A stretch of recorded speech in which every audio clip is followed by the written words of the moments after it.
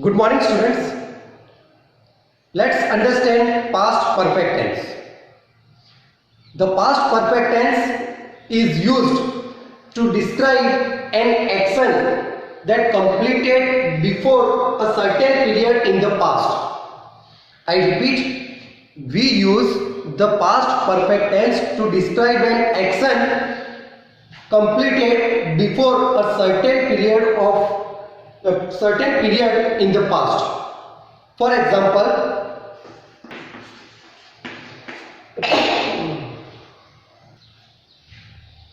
we had left the school at 2:30 p.m. This example shows the use of past perfect tense that an action completed before a certain period in the past. Now the certain period of the past, that is at 2:30 p.m. and the action that completed, that is we had left the school. So we had left the school at 2:30 p.m. It means at 2:30 p.m. we had left the school. It means the action of leaving the school that was completed already. Now second use. An action in the past completed before another action in the past. To describe that action, we use past perfect tense. In other words, I would like to explain, when two actions completed in the past, but one action completed before another action, to describe that action, we use past perfect tense. See the example. The patient had died before the doctor arrived. In this sentence, two actions are given, both the actions that completed in the past. The patient had died, and second action, the doctor arrived. Arrived, that action completed, and died, that action completed. But when we see the sentence, we can come to know that one action completed before another action. To describe that action, we have to use past perfect tense. So we can see here, the patient had died before the doctor arrived. So which action completed before? Had died. So this had died, it shows past perfect tense. The doctor arrived, that action completed later on. First, which action completed? The patient had died. And then which action completed? The doctor arrived. So this is the use of past perfect tense to describe an action which completed in the past before another action in the past.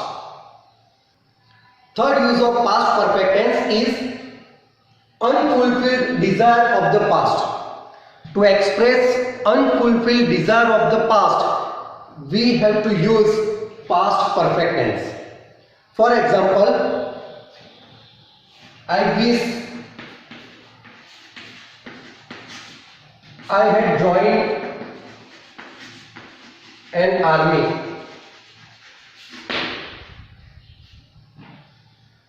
I wish I had joined an army. This had joined, it shows past perfect tense. So it is used here to show unfulfilled desire of the past. Whenever we want to show, whenever we want to describe unfulfilled desire of the past, we have to use past perfect tense. I wish I had joined an army. Here we can say that the desire of joining an army, it was unfulfilled, and that was desire of past.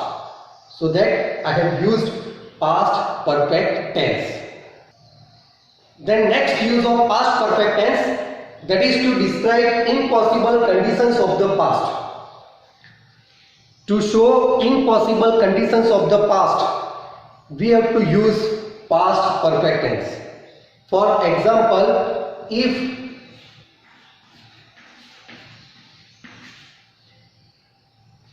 I had heeded